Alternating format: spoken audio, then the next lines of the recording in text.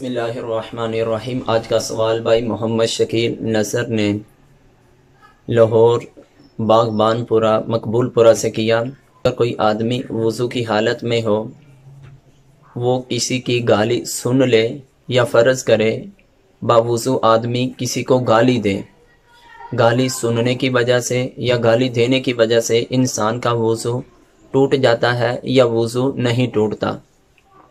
اس کے بارے میں شرعی طور پر ضابطہ کیا ہے؟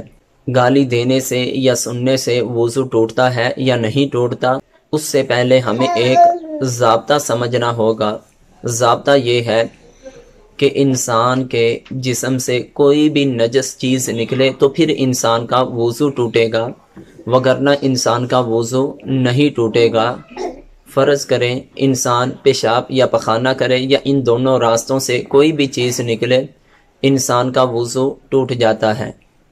اسی طرح انسان کو الٹی آئی، جو کھانا معدے تک پہنچ چکا تھا، وہ کھانے کی ہو، پانی کی ہو، جمے ہوئے خون کی ہو، اسی طرح انسان کے جسم سے خون، پیپ، ریشہ وغیرہ نکل کر اپنی جگہ سے بہہ جائے، انسان کا ان چیزوں سے وضو ٹوٹ جاتا ہے۔ سونے کی وجہ سے بھی انسان کا وضو ٹوٹ جاتا ہے۔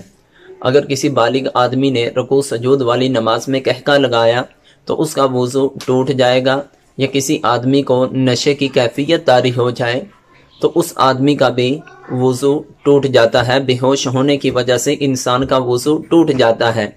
یہ اختصار کے ساتھ چند چیزیں تھیں کہ جن کی وجہ سے انسان کا وضو ٹوٹ جاتا ہے۔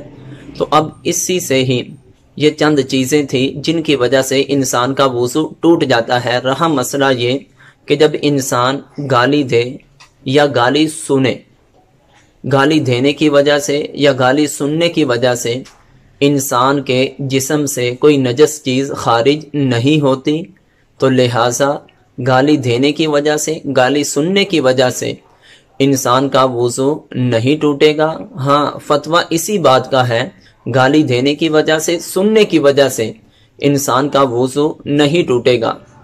رہا مسئلہ یہ کہ گالی دینا یہ انتہائی قبیح فعل ہے کہ جس کو شریعت اسلام بالکل پسند نہیں فرماتی، بلکہ امام غزالی رحمۃ اللہ تعالی علیہ کیمیہ سعادت میں یوں فرماتے ہیں کہ جو بندہ فحش گوئی بکنے والا ہے، بے حیائی کے الفاظ منہ سے بولنے والا ہے، کل قیامت کے دن کتے کی شکل میں اٹھایا جائے گا۔